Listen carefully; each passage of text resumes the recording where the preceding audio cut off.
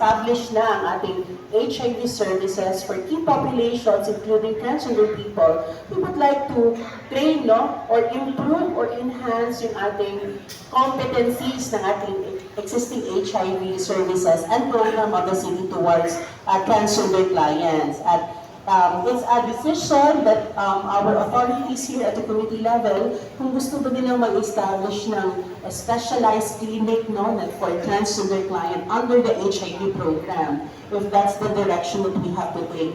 But yun nga, kailangan ay ma-improve ang ating existing health HIV services sa ating city to include trans competencies of our healthcare service providers. Yung next naman ay dahil nga maraming social determinants of health, hindi lang na bigyan ka ng gamot ay you are okay na with your health, no? So, etong provision na ito will provide that intervention, no?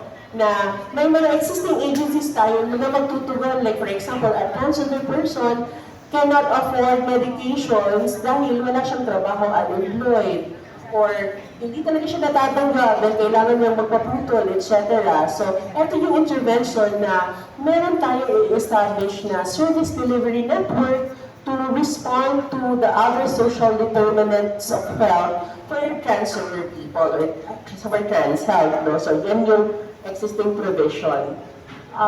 For next ay yung Article 5. Ito na yung mga mandato na action, no, activities na gagawin per agencies ng ating city government. That's why it's city action.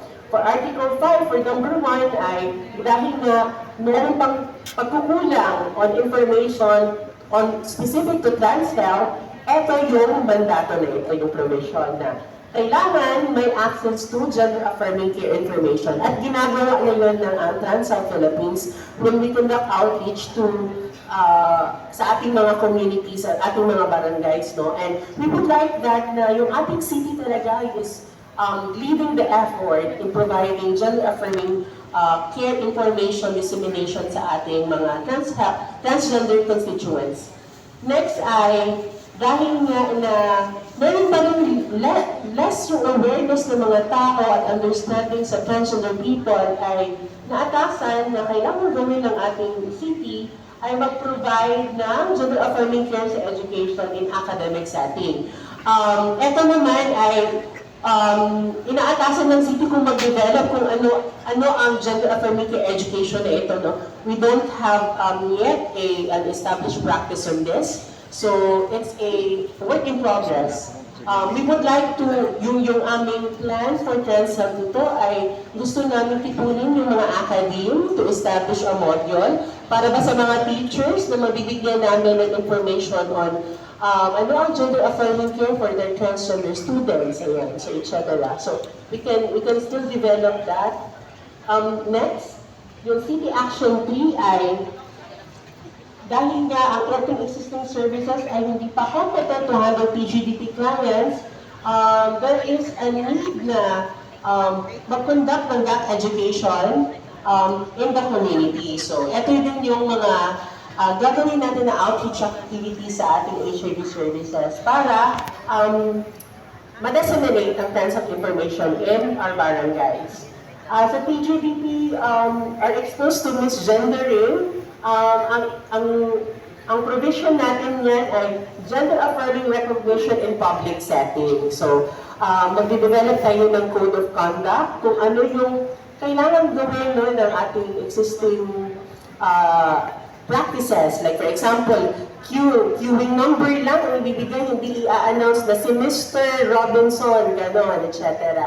Or kailangan ba na maglagay lang ng indicator kung ano ang leave name ng clients at saka anong preferred pronoun, etc.